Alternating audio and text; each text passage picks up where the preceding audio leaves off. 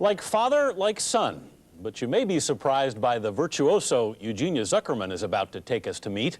Surprised not just by the brilliance of his talent, but by the realization of just whose son he is.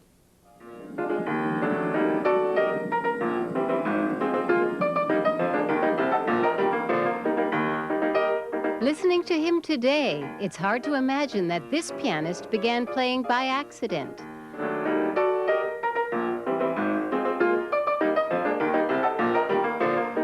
When he was 4 years old, he and his family moved to a house in Vermont, where they discovered that a piano had been left behind by the previous owners. I would sit down and tinker around. I just remember enjoying it. And my parents didn't think anything of it. That is, until a family friend heard him play and recognized his talent. The family friend? Mstislav Rostropovich, the famous cellist and conductor. I understand that he has great talent and he must continue develop. We go to Russia with... He is Ignat Solzhenitsyn, the son of Alexander Solzhenitsyn, the famous Russian writer and dissident who was stripped of his Russian citizenship and expelled from the country. The year was 1974, and Ignat was just 18 months old. The family lived in Switzerland for 2 years before moving to Cavendish, Vermont. The fact that they respect privacy here was a good thing for your family. Yeah, it really was. It really was.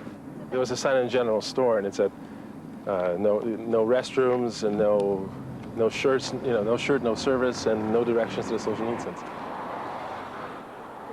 Today, Ignat Solzhenitsyn is 27. He and his wife, Carolyn, still spend time in Cavendish. Well, very little changes around these parts, Our town hasn't changed. Our Cavendish hasn't changed since the Civil War. Growing up, Ignat and his 2 brothers were always aware of their parents' belief that one day they would be able to return to their native country. And my father told us that this rock was not really a rock. It was a magic horse.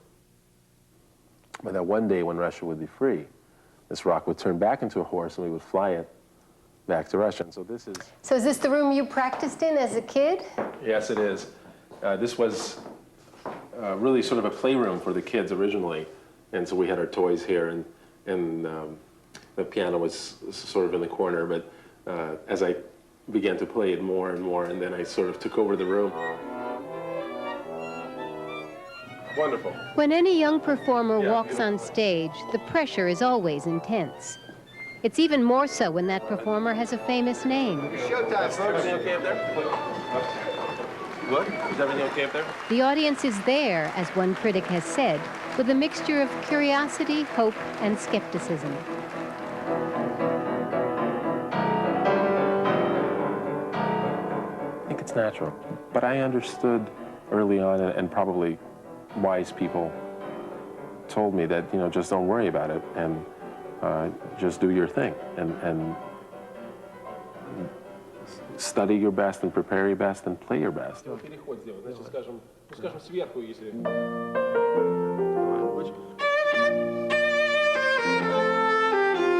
Rostropovich has been a guiding light throughout his career.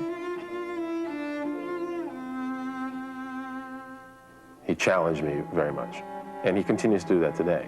So when I play with him or when I see him, he cuts me very little slack, which I could not be more grateful for. I feel like some people are really just playing on the string, and there's just a change of bow, but it must have the graceful feeling. Solzhenitsyn studied in London and in Philadelphia at the Curtis Institute of Music, where he majored in both piano and conducting. Good. For example, that's much better. Even upbeat to bar 3. Today, he is the principal conductor of the Concerto Soloist Chamber Orchestra of Philadelphia. Try again.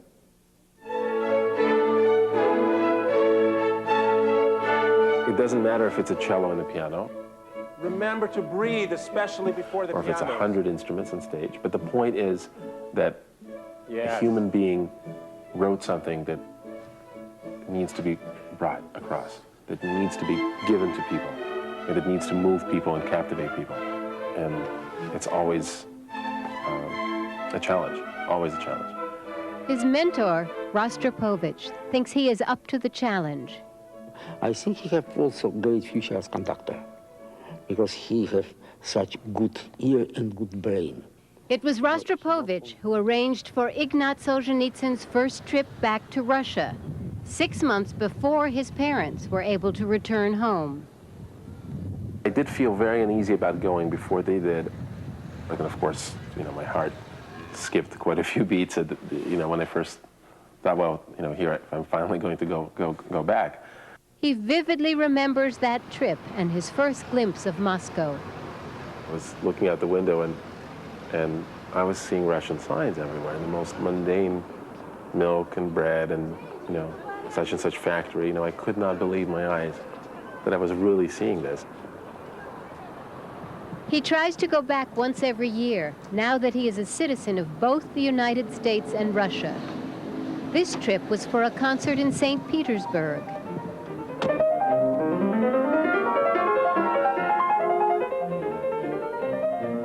I think that the responsibility and pressure that comes with my name is, of course, at its greatest in Russia,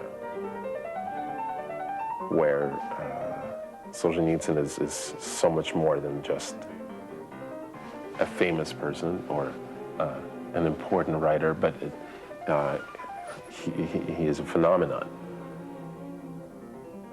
It must be a mixed blessing to choose a public life as a musician and to be the son of one of the great figures of the 20th century.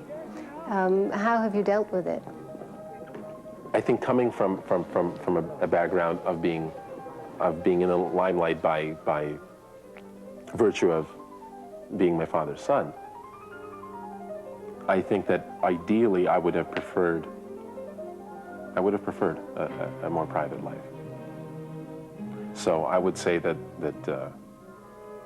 I'm a musician in spite of that, rather than in any way because of it. Ignat Solzhenitsyn can expect to be in the limelight for many years to come. This time not because he is his father's son, but because he himself is a superb musician. It's a breathtakingly exciting prospect, really, to think that I can continue to do this, hopefully better and better, for 50 more years.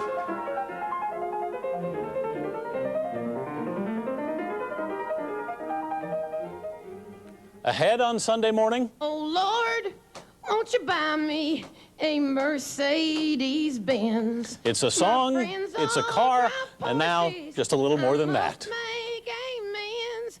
Worked hard.